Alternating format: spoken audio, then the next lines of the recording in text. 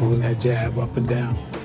And then when you go downstairs, take that downstairs, come up at the left hook. It's gonna be open, because it's gonna fall down into it. Anytime you jab down low, just keep trying to come over the top. Or like you could say, hey, you know what? I can't beat that Mayweather style. I was too young, but look, I did it now against Crawford. I forget Mayweather a long time ago. This is different from me, you know? I lost that day and that's it. I learned a lot. Canelo versus Crawford. Well, I'm a giant Crawford fan because I think he's the best switch hitter since Marvin Hagler. I also think Canelo is slowing down, and Canelo is more of a one-punch fighter now than the combination fighter he was when he was younger. Canelo Alvarez reacts fiercely upon hearing that Terence Crawford sparred with Floyd Mayweather during his training camp. For Canelo, this isn't just a headline, it's a personal jab. He believes Crawford has crossed a line, repeatedly disrespecting him in subtle and direct ways. Canelo feels under attack, convinced that Crawford is trying to paint him as weak or past his prime. Now, he warns, this fight isn't just business anymore, it's personal. A little bit about that, did things get a little bit personal now? Yeah, a little bit more personal because, you know, I did respect him. I don't respect him anymore because he say, I'm not gonna do what they want me to do and this and that. And then he tried to, maybe Turkey Lashi told him, hey, you need to do something because you seem so nervous in Riyadh. So and he tried to like walk me back, and that's why I pushed him. And you know, like I say, don't fuck with me. Terence Crawford hasn't held back in his critique of Canelo's legacy. He argues that many of the elite names on Canelo's record were shadows of their former selves by the time they faced him, from Shane Mosley to Miguel Cotto to Sergey Kovalev. Crawford sees a pattern of aging legends rather than prime contenders. The only active icon, Floyd Mayweather, he notes, decisively outclassed Canelo. For Crawford, these facts poke holes in the narrative of Canelo's dominance. He also feels disrespected Canelo, in his view, routinely downplays Crawford's own accomplishments by ignoring the caliber of opponents he's defeated. Things about Canelo's resume, but I won't. You know, I wanna, you know, when you pay homage to the fighters that he fought, and if he don't wanna pay homage to the fighters I fought, if he think they nobodies, then come fight time, then I wonder what they're gonna say after I beat him.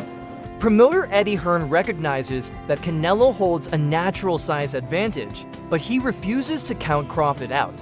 In Hearn's eyes, Crawford's unwavering confidence and laser-focused mindset make him a real threat even against someone as powerful as Canelo. He stresses that in boxing, belief often outweighs brawn. With Crawford's relentless discipline and adaptability, Hearn sees the potential for a shocking upset. While size matters, he says, Crawford's ability to dictate distance, control rhythm, and pace the fight could turn the tide in his favor. Not for him, like not against him, sorry, for him. Like he's so, I think he has no doubt that he beats Canelo Alvarez. Of course.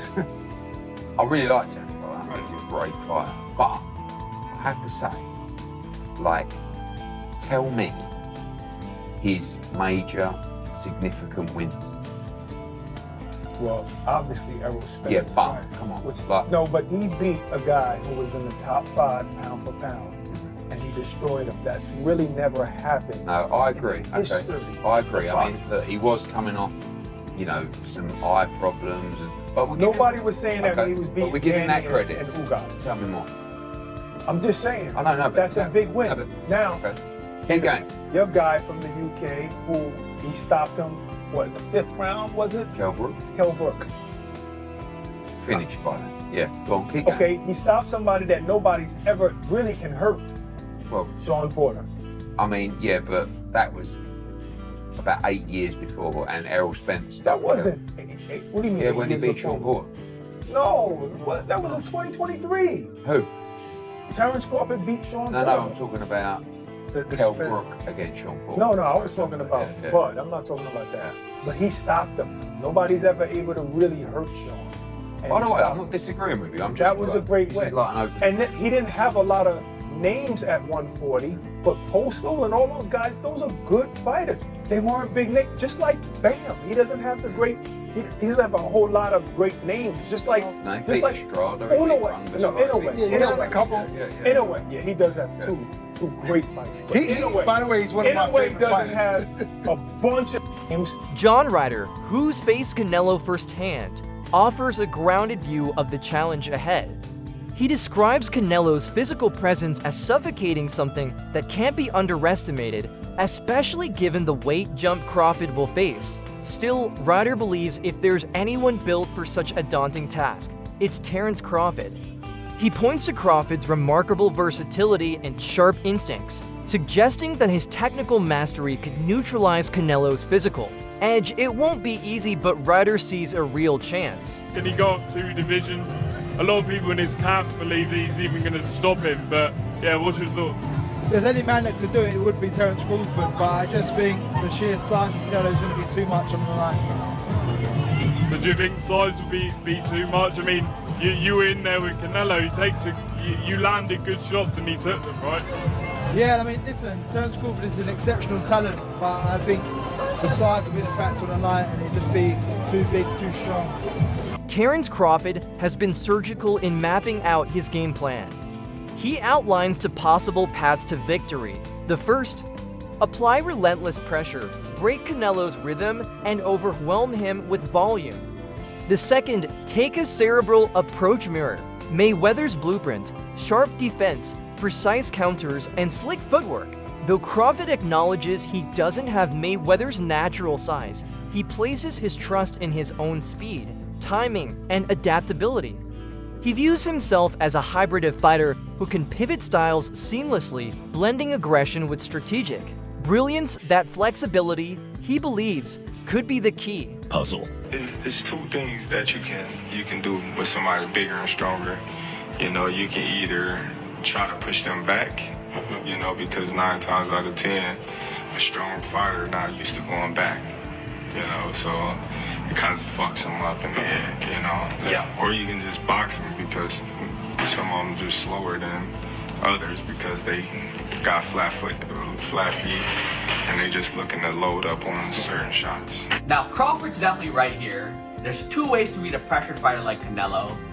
Either you put the pressure back on him, which is where guys like Triple G and Bivol had success, or you use your superior skills and footwork on the outside, which is how Floyd Mayweather won. Now, Crawford, he can't use the pressure approach because he's not as physically dominant as guys like Golovkin or Bivol. You know, Bud is a welterweight or junior middleweight jumping up. He doesn't have the size to push Canelo back. Now, the outside boxing approach, that is definitely Crawford's best chance against Canelo. You know, he is right, Canelo does struggle to cut off the ring at times. We saw that in the Skull fight. And he does load up on single shots now. But at the same time, Crawford is not the same pure boxer that Floyd Mayweather was. You know, Mayweather rarely got hit in that shell. And his form of countering, you know, a pull counter, for example, was, I'm not going to get touched and then I'll make you pay. Whereas Crawford's style of counterpunching is different. Bud will take one to throw 2 or 3 back, and he can't do that against Canelo because of the size and power difference. If Bud takes a clean right hand to throw back an uppercut or a hook, he's either going to get dropped or he's going to end up on his bike like Jermell Charlo. So while I do agree Crawford does have the superior skill set in this fight, but because he doesn't have the size to push Canelo back, or the defense of someone like Mayweather's sake, perfect for 12 rounds on the outside, I do think Canelo's size and power will make the difference in this fight. And that's why I like Canelo to win.